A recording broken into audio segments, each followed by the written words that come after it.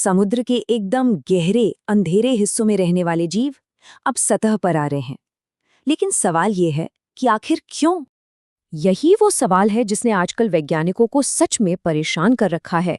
गहरे समंदर की खामोशी से निकलकर कुछ ऐसे जीव हमारी दुनिया में आ रहे हैं जिन्हें यहाँ बिल्कुल नहीं होना चाहिए।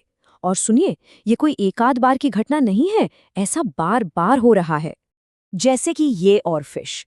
ये मछली आमतौर पर 1 किलोमीटर की गहराई में रहती है, लेकिन पिछले कुछ सालों में जापान से लेकर कैलिफोर्निया और मेक्सिको तक इसे बार बार सतह पर देखा गया है।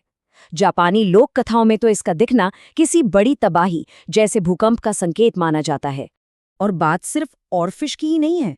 स्पेन के तट पर ब्लैक सी डेविल एंगुलर फिश और अंटार्कटिका में विशालकाय फैंटम जेलीफिश, मतलब ऐसे ऐसे अजीब जीव भी देखे गए हैं। ये कोई मामूली घटना नहीं है। इन जीवों को सतह पर देखना पहले तो लगभग नामुमकिन माना जाता था। तो सवाल वही है, आखिर हो क्या रहा है? इस रहस्य का अंदाजा लगाने के लिए बस ये सोचिए, हम इंसानों ने अपने महासागरों का सिर्फ 5% हिस्सा ही देखा है, बाकी का 95% आज भी एक पहेली है। सच तो ये है कि हमारे पास मंगल ग्रह के बेहतर नक्शे मौजूद हैं, बजाय हमारे अपने ग्रह के समुद्र तल के। ये समझने के लिए कि ये जीव आखिर आ कहाँ से रहे हैं, चलिए एक सफर पर चलते हैं, सतह से नीचे उस अंधेरी और रहस्यमय दुनिया में। तो सबसे ऊपर आता है सनलाइट जोन। ये वो दुनिया है जिसे हम सब जानते हैं। व्हेल्स, शार्क्स, डॉल्फिन्स सब यहीं रहते हैं। यहाँ सूरज की रोशनी पहुँचती है, जो कि यहाँ के जीवन का आधार है। लेकिन जैसे ही हम 200 मीटर से नीचे जाते हैं, हम पहुँच जाते हैं ट्वाइलाइट जोन में। यहाँ सूरज की रोशनी एक हल्की नीली चमक में बदल जाती है। लाल जैसे रंग तो यहाँ दिखते ही नहीं, और यहाँ जिंदा रहने के नियम पूरी तरह से बदल जाते हैं। और यहीं से चीजें वाकई में अजीब होनी शुरू हो जाती हैं। इस स्ट्रॉबेरी स्क्विड को देखिए। इसकी 2 आंखें हैं और दोनों बिल्कुल अलग अलग साइज की। एक बड़ी आंख ऊपर की ओर देखती है ताकि धुंधली रोशनी में शिकारियों की परछाई को पकड़ सके, और छोटी वाली आंख नीचे अंधेरे में दूसरे जीवों से आने वाली चमक यानी बायोल्यूमिनेसेंस को ढूंढती है। और इसका लाल रंग, अरे इस गहराई में ये रंग काला दिखता है, मतलब परफेक्ट कैमोफ्लाज। कमाल है ना? बायोल्यूमिनेसेंस मतलब जिंदा रोशनी। ये ल्यूसिफेरिन और ल्यूसिफेरेज नाम के केमिकल्स का एक रिएक्शन है। ये अंधेरे में कह सकते हैं बात करने, शिकार को लुभाने या फिर दुश्मनों को डराने का एक शानदार तरीका है। और फिर आती है ये बैरल आई मछली।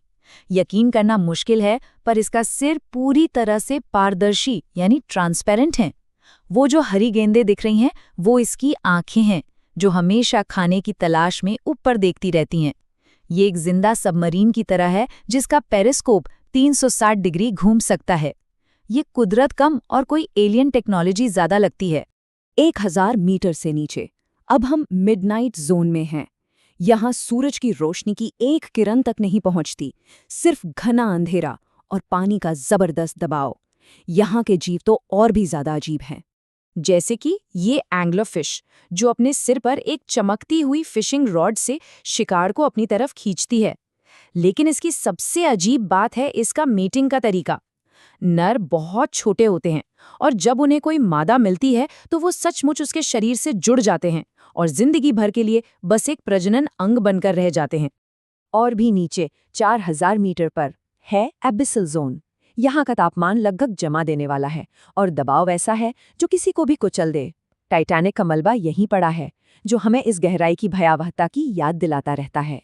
तो ये जीव अपनी इस मुश्किल अंधेरी दुनिया को छोड़कर आखिर सतह पर क्यों आ रहे हैं? इसका जवाब समझने के लिए हमें पृथ्वी की सबसे बड़ी लेकिन सबसे कम जानी पहचानी घटना को देखना होगा। इसे कहते हैं डायल वर्टिकल माइग्रेशन।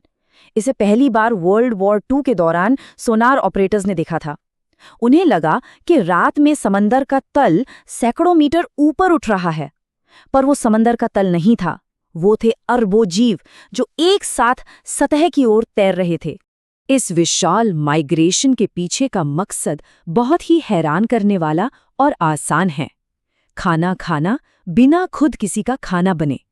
दिन में वो शिकारियों से बचने के लिए अंधेरे में छुपे रहते हैं, रात में वो खाने के लिए सतह पर आते हैं और सुबह होने से ठीक पहले वापस अंधेरे की सुरक्षा में लौट जाते हैं। सदियों से ये लय ऐसे ही चलती आ रही है, एकदम संतुलित और प्राकृतिक। लेकिन अब कुछ बदल गया है। ये प्राकृतिक यात्रा अब एक खतरनाक मजबूरी बनती जा रही है।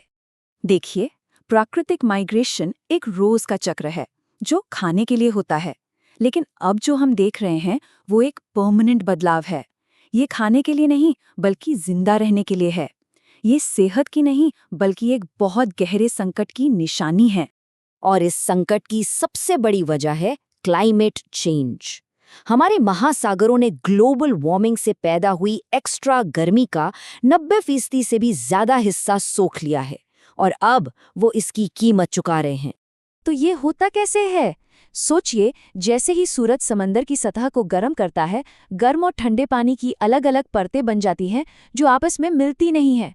इसका मतलब ये हुआ कि सतह से जीवन देने वाली ऑक्सीजन नीचे गहराई तक पहुंच ही नहीं पाती। इससे ऑक्सीजन फ्री डेड जोन बन जाते हैं जो इन जीवों को अपने घरों से ऊपर की तरफ भागने पर मजबूर कर देते हैं, एक ऐसी जगह जहां वो बिल्कुल भी सुरक्षित नहीं है। लेकिन क्लाइमेट चेंज अकेला खतरा नहीं है। एक और बहुत सीधा मानवीय खतरा गहरे समंदर पर मंडरा रहा है। स्रोत सामग्री के अनुसार कई कॉरपोरेट और राजनीतिक ताकतें सोने, चांदी और दूसरे खनिजों के लिए गहरे समंदर में माइनिंग करने पर जोर दे रही हैं। इसके लिए समुद्र तल को खोदने के लिए बड़ी बड़ी मशीनें भेजी जाएंगी जो हाइड्रोथर्मल वेंट्स जैसे अनोखे इकोसिस्टम को हमेशा के लिए तबाह कर सकती हैं। ये वो जगहें हैं जहां शायद धरती पर जीवन की शुरुआत हुई हो। और तो और स्केली फुट घोंगे जैसे जीव जिनके पैरों पर लोहे की परत होती है, वो शायद समझे जाने से पहले ही विलुप्त हो जाएं। जैसा कि महात्मा गांधी ने कहा था और स्रोत में भी जिसका जिक्र है, दुनिया में हर किसी की जरूरत के लिए तो पर्याप्त है, लेकिन हर किसी के लालच के लिए नहीं। ये बात बचाने और तबाह करने की लड़ाई को बिल्कुल साफ कर देती है।